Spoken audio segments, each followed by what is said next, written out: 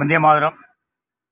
சென்னை மாநகராட்சி பகுதி முழுவதும் தீவிர கொசு ஒழிப்பு பணியில் 3319 பணியாளர்கள். வார்டு வாரியாக நியமனம். ஆணையர் ராதாகிருஷ்ணன் தகவல். குடும்ப 4000 கோடியா 5000 கோடியா தெரியல. அவ்வளோ பணம் செலவழித்து இப்போ கொசு கொசு பயங்கரமாக சுற்ற ஆரம்பிச்சிச்சு. அதுக்காக மழைநீர் வடிகால் கால்வாயில் கொசு தான் உற்பத்தி ஆகும் அப்படின்னு சொல்லி 2014 கார்பரேஷன் இணையதளத்தில் இருக்குது. அதன் அடிப்படையில் நான் ஹைகோர்ட்டில், மெட்ராஸ் ஹைகோர்ட்டில் ஒரு பொது நல வழக்கு தாக்கல் பண்ணேன். WP 2977/2019.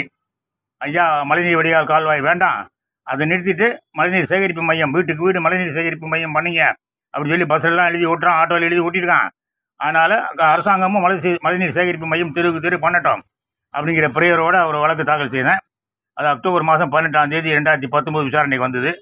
அதுக்கப்புறம் வரல. அதுக்கப்புறம் உண்ணாவிரதம் இருக்க போகிறேன், ஆட போகிறேன், டான்ஸ் ஆட போகிறேன், எல்லாமே சொல்லி பார்த்தேன். அந்த கேஸு லிஸ்ட்டில் வரமாட்டேங்குது. எனக்கு இது புது அனுபவம் இல்லை, ஏற்கனவே அனுபவப்பட்டது தான். அன்புடைய வணக்கம். சென்னை உயர்நீதிமன்றத்தில் உறங்கும் வழக்குகள்.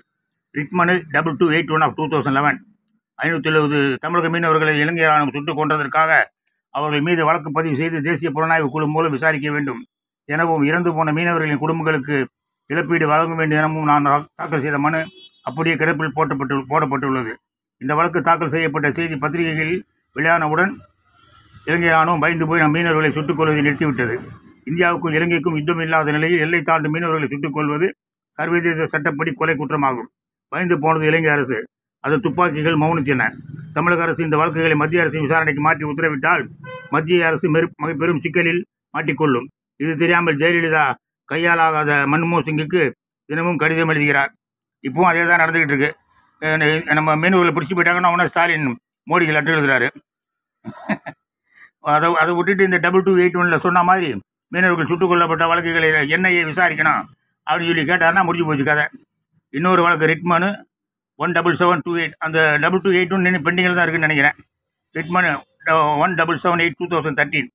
குமரன் பத்மநாபன் என்பவன் முன்னாள் விடுதலை புலி. ராஜீவ் கொலையில் தேடப்படும் குற்றவாளி. கொலைச்சதிகாரன் சந்திராசாமிக்கும் பிரபாகரனுக்கும் பாலமாக செயல்பட்டவன். அவன் தற்போது இலங்கை அரசின் தயவில் ராஜ வாழ்க்கை அனுபவித்துக் கொண்டிருக்கிறான். அவன் சொன்ன ராஜீவ் கொலை ரகசியங்களை இலங்கை சோனியாவை மிரட்டி பணிய வைத்துள்ளது. அவனை இந்தியா கொண்டு வந்து விசாரிக்க வேண்டும் என தாக்கல் செய்த வழக்கும் உயர்நீதிமன்றம் தூங்குகிறது. குமரன் பத்மநாபனை இந்தியாவுக்கு கொண்டு வந்து விசாரிக்கவில்லை என்றால் இலங்கை பிரச்சனையும் இந்திய மீனவர் பிரச்சனையும் தீரவே தீராது. ஆனால் இந்த வழக்கை நம்ம அருண் ஜேட்லி க்ளோஸ் பண்ணிட்டார். பிஜேபி ஆட்சிக்கு வந்தவுடனே சஞ்சய் கிஷன் கவுல் அப்படிங்கிற ஒரு ஜட்ஜை, அவர் ஏற்கனவே சந்திராசாமி வெளிநாடு போகலான்னு அனுமதி கொடுத்தவர் 2009. அவர் 2014 இங்கே மெட்ராஸ் ஹைகோர்ட்டில் சீஃப் ஜஸ்டிஸாக போட்டு அந்த வழக்கை தள்ளுபடி பண்ணிட்டார். யார்? அருண் ஜேட்லி பேக்ரவுண்டு. ஏன்னா அருண் ஜேட்லி சஞ்சய் கிஷன் கவுலும் ரொம்ப க்ளோஸ் ஃப்ரெண்ட்ஸ் தான். எல்லாம் பார் கவுன்சிலுக்கெல்லாம் போவாங்களாம், பார் கவுன்சிலுக்கெல்லாம் போவாங்களாம்.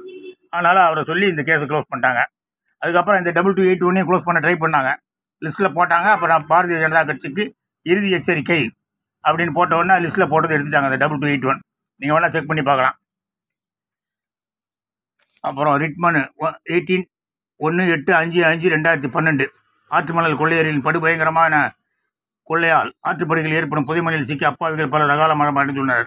இந்த மரணங்கள் குறித்து விசாரணை நடத்த வேண்டும் அப்படிலாம் போட்டேன். அதில் மாவட்ட எஸ்பி 33 பேர் செத்து போயிட்டாங்கன்னு சொன்னார். மாவட்ட கலெக்டர் 32 பேர் சொன்னார். இப்போ ஃபயர் சர்வீஸ் டிபார்ட்மெண்ட் ஒரு அம்பாசமுத்திரம் காவல் நிலையத்தில் மொத்தம் அந்த 5 வருஷத்தில் 59 பேர் செத்து போயிட்டாங்க அப்படின்னு சொல்லி. செத்து போன கணக்கு அரசாங்கத்துக்கு தெரியல. ஆனால் இந்த வழக்கை நம்ம சஞ்சய் கிஷன் கவுல் காலத்தினமாக டிஸ்மிஸ் பண்ணிட்டார். சஞ்சய் கிஷன் கவுல், மிஸ்டர் மகாதேவன் என்ற 2 ஜட்ஜும் தள்ளுபடி பண்ணிட்டாங்க. அதுக்கப்புறமா ரிட்மனு 29/88/2013. சிதம்பரத்தின் செல்ல கம்பெனியான ஸ்டெர்லைட் சம்பந்தப்பட்ட 1000 கோடி வரி ஏய்ப்பு மற்றும் பிளாட்டினம் கடத்தல், இதையும் தள்ளுபடி பண்ணிட்டாங்க. அப்புறம் சன் டிவி குழுமத்தின் ரிட்மனு 29/155/2013. சன் டிவி குழுமத்தின் கேபிள் விஷனின் அராஜகத்தால் தமிழக அரசுக்கு 300 கோடி இழப்பு ஏற்பட்டது குறித்து CBI விசாரணை கோரி தாக்கல் செய்த வழக்கும் பத்திரிகைகளால் ரீட்டெடிப்பு செய்யப்பட்டன. மின் உற்பத்தி நிலையங்களில் சமூக விரோதிகள் உபகரணங்களை பாழ்படுத்தி மின்வித்திய உற்பத்தியை தடுத்து செயற்கையாக தட்டுப்பாடு ஏற்படுத்துவது. சென்னை நகரில் 1442 கோடி செலவில் பாழாய் போன மழைநீர் வடிகால் கால்வாய்கள் அமைத்து கொசு உற்பத்தியை அப்போவே போட்டிருக்கேன். 2013 போட தள்ளுபடி பண்ணிட்டாங்க. வருமான வரித்துறை இரட்டை முகம் என பல மக்கள் முன் பிரச்சாரம் செய்ய நிதி தேவை. தேச சேவை செய்ய தாராளமாக நிதி தாருங்கள். ஜெயமோகன்ராஜ் பொதுச் செயலாளர் ஜெர்மனி ஜனதா கட்சி அப்படின்னு சொல்லி பிட் நோட்டீஸ் வச்சு மக்களுக்கு மீட்டிங் போகிற இடத்துல கொடுத்துக்கிட்டு இருந்தேன். ஆனால் யாரும் பணம்லாம் கொடுக்க மாட்டாங்க. இருந்தாலும் நான் விடாமல் போராடிக்கிட்டு இருக்கேன். ஜெய்